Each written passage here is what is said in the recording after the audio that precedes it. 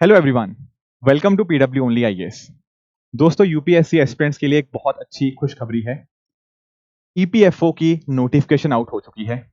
अब इस particular notification के अंदर हमें क्या चीजें देखने को मिल रही हैं, कितनी वैकेंसीज हैं। ध्यान रखिएगा, अभी शॉर्ट नोटिफिकेशन आई है, 26 जुलाई को कंप्लीट नोटिफिकेशन आएगी। बट क्या पेपर पैटर्न होता है, किसको यहाँ पे इस पर्टिकुलर एप्लीकेशन के लिए अप्लाई करना चाहिए, वो सारी बातें हम आज के सेशन में यहाँ पे डिस्कस करेंगे। दोस्तों, सबसे पहली चीज तो ये है कि जब हम बात करते हैं ना वैकेंसीज की, तो यहाँ पर दो प्रकार की आपको वैकेंसीज देखने को मिलेंगी। एक है एओईओ की, यहाँ पे आपके पास 156 वैकेंसीज हैं, एंड साथ साथ एपीएफसी, ये दो पोजीशंस आपको देखने को मिलेंगी। ये आपकी ग्रेड 8 है, ये आपकी ग्रेड 10 है, राइट। तो दो ग्रेड्स के लिए आपको यहाँ पे पोजीशंस आपको देखने को मिलेंगी, एंड टोटल इस तरह से आप नोटिस कर पाओगे कि 230 वैकेंसीज हमें देखने को मिलती हैं। डोंट वरी, अभी मैं इनका क्या सिलेबस होता है, बाकी सारी चीजें क्या हैं, वो सारी भी अभी हम डिस्कस करेंगे। अभी हमारे पास इसकी केवल एक शॉर्ट नोटिफिकेशन ही है। 26 जुलाई को, यानी कि आज से रफली 3 दिन के बाद आपको यहां पर इसकी कंप्लीट नोटिफिकेशन मिलेगी, जिसमें और भी डिटेल्स होंगी। पर अभी के लिए जो हमारे सामने डिटेल्स हैं, उसमें यह है कि आपकी registration for both of these positions वो स्टार्ट होगी 29 ऑफ जुलाई से दोपहर के 12 बजे, राइट। यहां से आप अपनी 29 जुलाई से अपनी रजिस्ट्रेशन यहां पे स्टार्ट कर सकते हैं। एंड आपको इंश्योर ये करना है कि 18 अगस्त 2025 से पहले पहले आपकी यहाँ पे जो एप्लीकेशन है वो कंप्लीट हो जानी चाहिए। बल्कि मैं तो बोलूंगा, अगर आप फिल करना चाहते हैं तो बहुत पहले इसको फिल कर लीजिएगा, ताकि बाद में लास्ट मिनट में कोई आपको दिक्कत ना आए। अब पॉइंट ये आता है कि अभी इसकी एग्जाम कब होगी। देखो, अभी हमारे पास कंप्लीट डिटेल्स नहीं है, पर ऐसा माना जा रहा है कि नवंबर के एंड में, रफली हो सकता है 30 नवंबर के आसपास, ये एग्जाम यहाँ पे कंडक्ट करवाया जा सकता है। 18 अगस्त इसलिए भी आपके लिए इंपॉर्टेंट बन जाती है डेट, क्योंकि क्या आप इस एग्जाम के लिए एलिजिबल हो या नहीं हो, वो डिपेंड इसी डेट के हिसाब से करेगा। ये जो डेट है, जिस दिन आपका एप्लीकेशन क्लोजिंग डेट है, वही दिन को आपका कट ऑफ डेट माना जाएगा आपकी एज को कैलकुलेट करने के लिए, राइट। अब इसकी डिटेल्स हम समझेंगे। उससे पहले मैं आपको बता दूं कि इन केस आप में से कुछ बच्चे हैं जो इस एग्जाम की तैयारी करना चाहते हैं, तो हमारी टीम यहाँ पर आपके लिए यहाँ पर ये बैच भी लाई है। जैसे आप नोटिस कर पाओगे, हमारी टीम ईपीएफओ को एग्जाम को भी टारगेट करती है, plus at the same time आपके जो और भी एग्जाम्स हैं, जैसे RBI grade B, UPSC, CAPF, NABARD, ये सारे अलग अलग एग्जाम्स भी हमारी टीम के द्वारा यहाँ पे कंडक्ट करवाए जाते हैं। तो ये सेंट्रल गवर्नमेंट एग्जाम्स हमारा जो बैच है, उसके अंदर आप एनरोल कर सकते हैं। तो जो सारी ईपीएफओ की तैयारी भी है, और बाकी जो आपको यहाँ पे एग्जाम देखने को मिलेंगे, उनकी सारी तैयारी हमारी टीम आपको यहाँ पे करवा देगी। इसका लिंक डिस्क्रिप्शन में मिल जाएगा इस बैच का।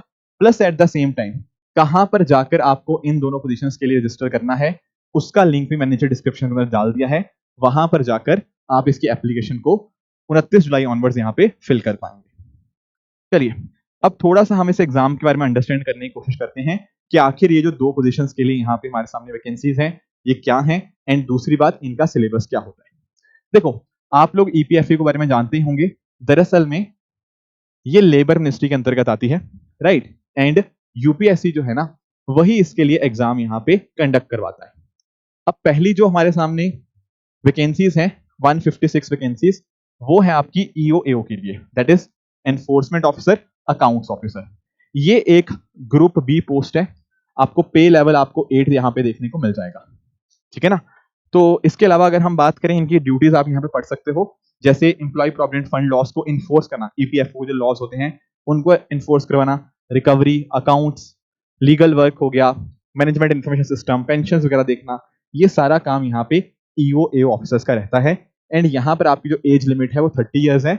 अलग अलग बाकी कैटेगरीज के लिए रिलैक्सेशन एप्लीकेबल है, बट ये जो 30 ईयर वाली डे कैलकुलेट होगा, जो एज कैलकुलेट होगी, वो 18 अगस्त के कॉन्टेक्स्ट में यहाँ पे कैलकुलेट होगी, ठीक है। तो इसके लिए टोटल 156 वैकेंसीज आपको यहाँ पे देखने को मिलेंगी। दूसरी हमारे सामने जो पोजीशन है, that is your APFC, assistant provident fund commissioner. इसके लिए आप यहाँ पे नोटिस कर पाओगे कि टोटल जो वैकेंसीज हैं वो 74 वैकेंसीज हैं, ठीक है। और ये पे लेवल 10 की आपको जॉब है। एंड ध्यान रखिएगा, ये ग्रुप ए जॉब है, ठीक है। तो दो ग्रेड्स आपको यहाँ पे, ये दो लेवल ऊपर आपको ये जो जॉब है वो आपको देखने को मिलेगी एपीएफसी की, एज कंपेयर टू एओईओ, राइट। इनकी रिस्पॉन्सिबिलिटीज भी सिमिलर है जैसा हमने अभी डिस्कस किया, पर इनके जो पोजीशंस हैं थोड़ी सी और आगे जाके बढ़ जाती हैं। इनका मोस्टली पॉलिसी लेवल को देखने के ऊपर ज्यादा काम आपको देखने को मिल जाएगा। तो यहाँ पर ये थोड़ी सीनियर लेवल ज्यादा जॉब है, तो इसीलिए इसकी जो एज लिमिट है वो आपको 35 ईयर्स देखने को मिल जाएंगी। एंड दोनों post all India service liability यहाँ पे कैरी करती हैं। ठीक है सर, यहाँ तक तो बात क्लियर होगी। अब पॉइंट ये आता है कि सर हम लोग तो यूपीएससी सीएससी की तैयारी कर रहे हैं, क्या हमें भी ये एग्जाम देना चाहिए? उसको अंडरस्टैंड करने के लिए हम एक काम करते हैं, इसका सिलेबस एक बार गो थ्रू कर लेते हैं कि इन दोनों पर्टिकुलर पोजीशंस के लिए क्या सिलेबस है। देखो इनका जो सिलेबस है वो काफी सिमिलर है। यहां पर ना मैंने सारी चीजें मेंशन कर रखी हैं। पहले मैं आपको सिलेबस दिखा देता हूं, फिर मैं आपको एग्जाम पैटर्न पे भी आऊंगा।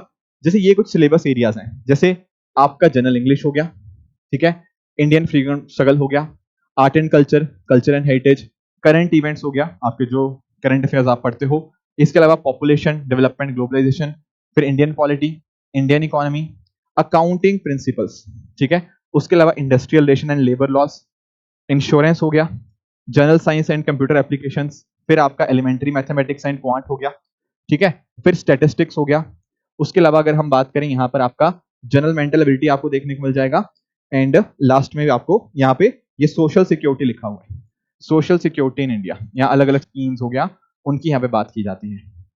तो आप अंडरस्टैंड कर पाना कि जब हम बात करते हैं ना ईओएओ की, तो उसमें एक आर्ट एंड कल्चर का टॉपिक नहीं है, उसमें आपका पॉपुलेशन ग्लोबलाइजेशन एंड आपका डेवलपमेंट नहीं है, उसके अलावा इंश्योरेंस का टॉपिक आपको नहीं देखने को मिलता, एंड लास्टली स्टैटिस्टिक्स। बाकी एपीएफसी के अंदर ये सारे आपको चीजें देखने को मिलती हैं। अब कुछ पॉइंटर्स मैंने यहाँ पे स्टार मार्क किए हुए हैं। देखो जो यूपीएससी के बच्चे हैं ना, मैं ये तो नहीं कहूंगा सारा पढ़ते हैं, पर काफी सारे पोर्शन उन्होंने कवर किए होते हैं। जैसे करंट अफेयर्स कवर किया होता है, पॉलिटी, इकोनॉमी हो गया, पॉपुलेशन हो गया, आर्ट एंड कल्चर हो गया, जनरल इंग्लिश हो गया, आपका जनरल मेंटल एबिलिटी, सीसेट वगैरह, एलिमेंट्री मैथमेटिक्स, क्वांट एप्टीट्यूड।